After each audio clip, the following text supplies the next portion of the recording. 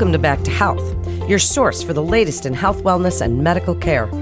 Keeping you informed so you can make informed healthcare choices for yourself and your whole family.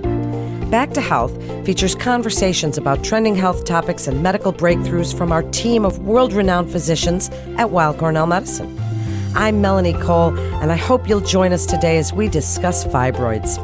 Joining me is Dr. Tamitha Fenster. She's an assistant professor of clinical obstetrics and gynecology at New York Presbyterian Weill Cornell Medical Center with a subspecialty in minimally invasive gynecologic surgery, and she's also the Director of Innovation of the Fibroid Center at Weill Cornell Medicine. Dr. Fenster, it's a pleasure to have you join us today, and I told you off the air, as someone who has fibroids myself, so the listeners know, I'm coming from a place of these questions are questions that I have myself. So what do we know about women and pelvic pain? Tell us what fibroids really are. Oh, Melanie, thank you so much for having me discuss a topic that's so near and dear to my heart. And certainly you are not alone. It is an incredibly common condition that women have. Fibroids are essentially just benign, smooth muscle tumors. Smooth muscle, the same muscle as found in the uterus, starts growing in an uncontrolled fashion in these circular balls, and they get bigger and bigger and grow at any location and shape and size in the uterus.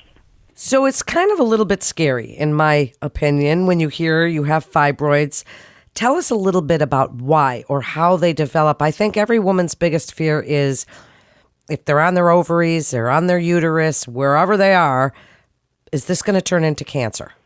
So fibroids themselves are benign, smooth muscle tumors. They are not cancer.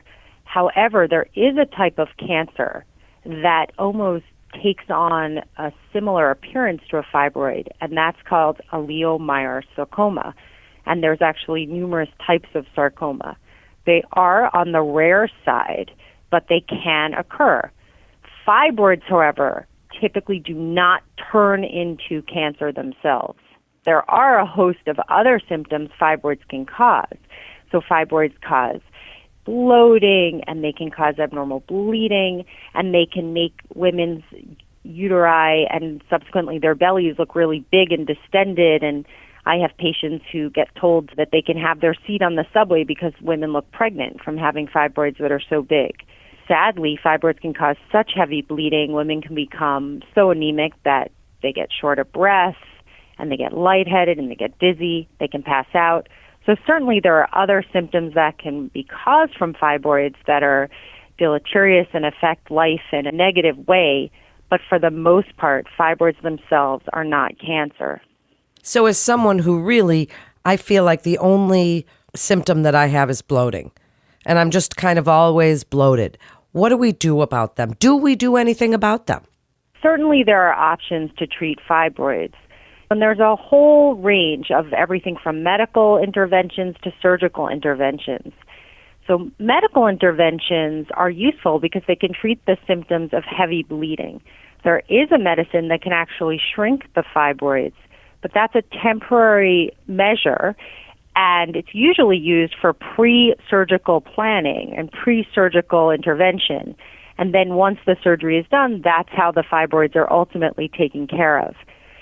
In terms of getting rid of that bloating feeling and that big puffy belly, definitely without needing to be on lifelong medicines, surgery is a great option, as well as other kind of newer interventions. So there's a couple of them.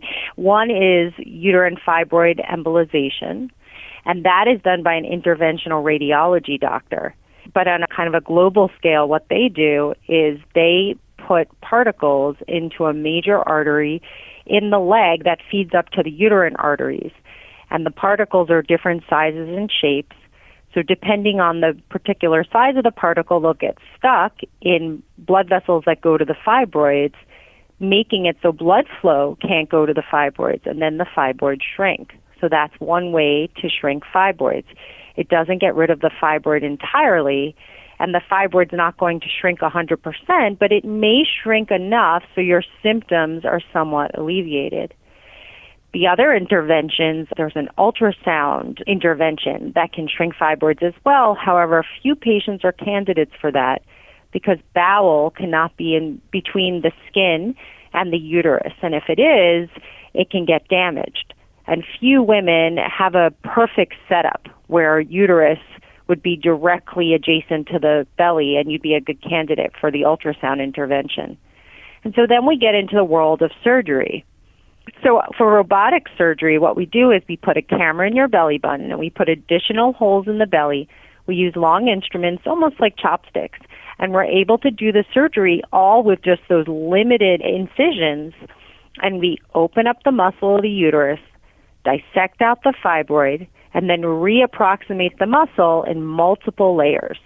And the muscle is so resilient and so good at healing that within 6 months, the uterus completely shrinks back down to its normal size. There's also laparoscopic surgery, and that's similar to robotic surgery, except that as the surgeon, you're adjacent to the patient the entire case, rather than sitting separately on the robotic console. But the incisions on the belly are very similar. And then there's open surgery. One of the discussions that I have with my patients as a surgeon is the approach, is the surgical approach and the intervention approach.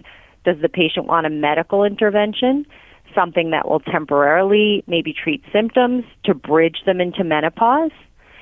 Or does the patient want a minimally invasive surgery? Does the patient want an open surgery? And I say bridge them to menopause because we know that when a patient goes into menopause, the estrogen and the progesterone levels in their body will decline. And fibroids primarily grow from estrogen and progesterone. So when you go into menopause, fibroids will naturally shrink. Wow, this is so interesting because I'm someone in menopause. I'm done with it already. So I'm past that. So now you're giving me hope that maybe mine are shrinking because I don't have estrogen anymore. Can you tell us just a little bit about how we know? I mean, we kind of jumped ahead to interventions, but you mentioned some symptoms, bloating, all of these things, bleeding. But Dr. Fenster, as women, sometimes these things happen to us no matter what's going on, right? Tell us a little bit about what would send us to our gynae. And then does it always require an intravaginal ultrasound? How do you know that we have them? No, it's a great question because the symptoms of fibroids can definitely overlap with symptoms of other conditions.